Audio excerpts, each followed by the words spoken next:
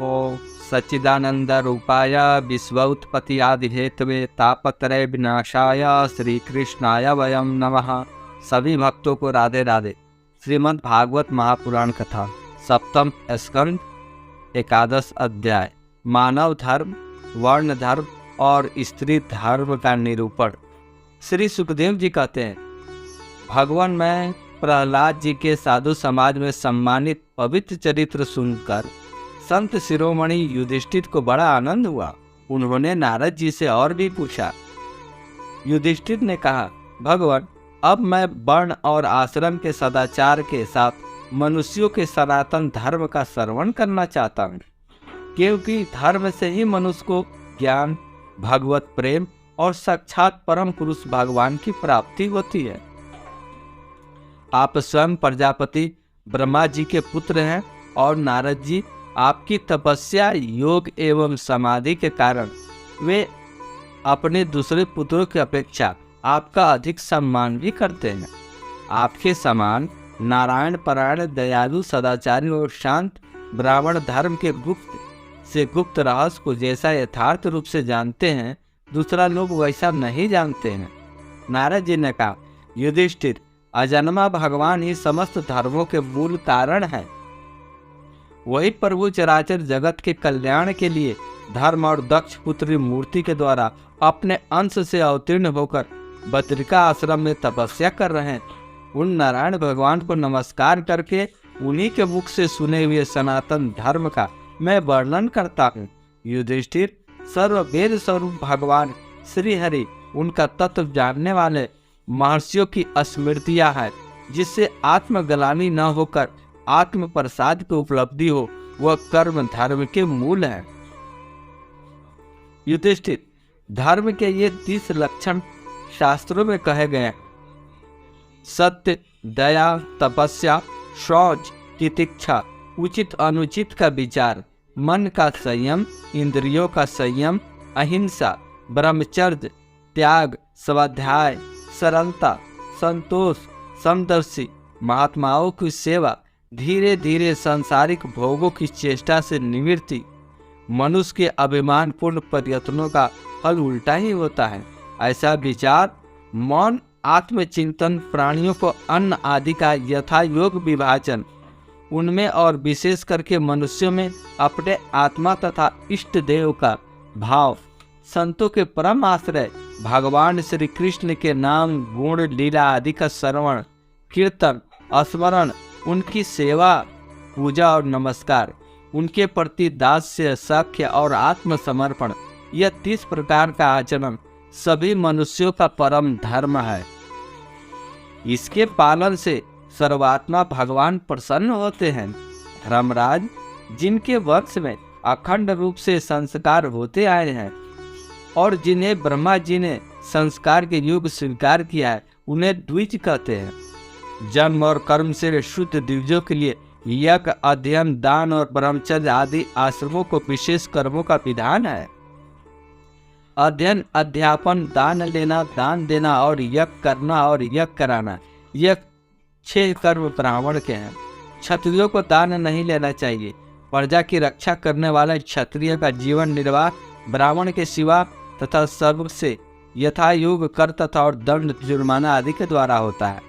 वैश्य को सर्वदा ब्राह्मण वंश का अनुयायी रहकर वो रक्षा, कृषि और व्यापार के द्वारा अपनी जीविका का चलानी चाहिए। शूद्र का धर्म है द्विजातियों की सेवा, उसकी जीविका का निर्वाह उसका स्वामी करता है। ब्राह्मण के जीवन निर्वाह के साधन 4 प्रकार के वार्ता, शालीन, यावर और शिलोचन। इनमें से पीछे पीछे की वृत्ति अपेक्षाकृत श्रेष्ठ है। निम्न वर्ण पुरुष बिना किसी आपत्ति काल के उत्तम वर्ण के वृत्तियों का अवलंबन न करे। क्षत्रिय दान लेना छोड़कर ब्राह्मण के शेष 5 वृत्तियों का अवलंबन ले सकता है।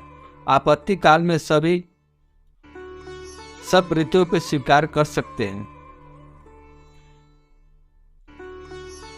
ऋत, अमृत, मृत, परमृत और सत्यानृत, इनमें से किसी भी वृत्ति का आश्रय ले, परंतु समान वृत्ति का अवलंबन नहीं करे।